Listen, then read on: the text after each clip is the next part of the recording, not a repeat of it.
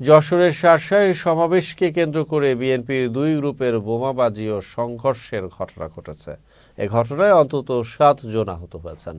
মঙ্গলবার দুপুরে উপজেলার নিজামপুর ইউনিয়নের গোড়পাড়া সরকারি প্রাথমিক বিদ্যালয় মাঠে এ ঘটনা ঘটে। যশোরের শার্শা উপজেলা বিএনপির একাংশের নেতারা বিকেলে নিজামপুর ইউনিয়নের গোড়পাড়া সরকারি প্রাথমিক বিদ্যালয় মাঠে সমাবেশের আয়োজন করে। প্রতিপক্ষ গ্রুপ ও একই মাঠে সমাবেশের ঘোষণা দেয়। এ নিয়ে গোড়পাড়া এলাকায় উত্তেজনা বিরাজ করছিল।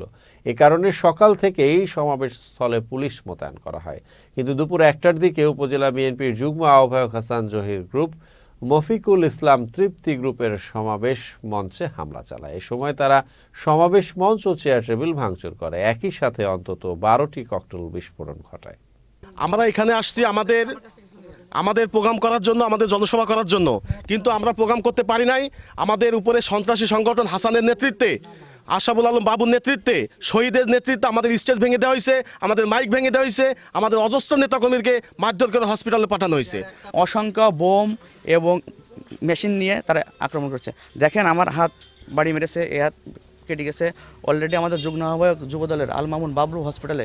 ওই মুতাচ্ছাম খোকন এবং এই বেড়ে বাবুর নেতৃত্বে একদল সন্ত্রাসী এই পুলিশের সামনে, শার্শা থানা ওসির সামনে এবং সার্কেল ওসির সামনে তারা বোমা নিক্ষেপ করে এবং অস্ত্র দিয়ে এবং পিস্তল দিয়ে আমাদের নিরীহ জনতাকে সেখান থেকে হটিয়ে দিয়েছে। রাজনৈতিক দলের দুই পক্ষ একই জায়গায় একই ভেন্যুতে সমাবেশ করার ডাক দেয়। তা আমরা গতকাল রাত থেকে দুই পক্ষের সাথে কথা বলি, ওনারা অনড় থাকেন। সেই প্রেক্ষিতে আমরা সকালেই চলে আসি। এসে আমরা মাঝামাঝি জায়গায় অবস্থান নিই, মাঠের দুই পাশে দুই পক্ষ অবস্থান নেয়। তা এই প্রেক্ষিতে ওনাদের আমরা নিবৃত করে রাখি, শান্ত করে রাখি দুই পাশে। হঠাৎ করে ওনারা ডিসিশন নেন যে 1টা পর্যন্ত ওনাদের কেন্দ্রে মিটিং হচ্ছে, সে অনুযায়ী আমাদের ডিসিশন দেবেন। তো এর ভিতর থেকে এক পক্ষ হঠাৎ করে উস্কানি দিলে আরেক পক্ষ উস্কানিতে চলে আসে, এসে দুই পক্ষের ভিতরে মারামারি শুরু হয়। আমরা তখন নিয়ন্ত্রণের চেষ্টা করি, কিন্তু তারা দুই পক্ষ মারামারি করে এবং আপনারা দেখেছেন যে 2-1টি পটকাও ফুটায়। এটা উত্তেজনার সৃষ্টি হয়, কিন্তু বর্তমানে আবার কন্ট্রোলে আছে।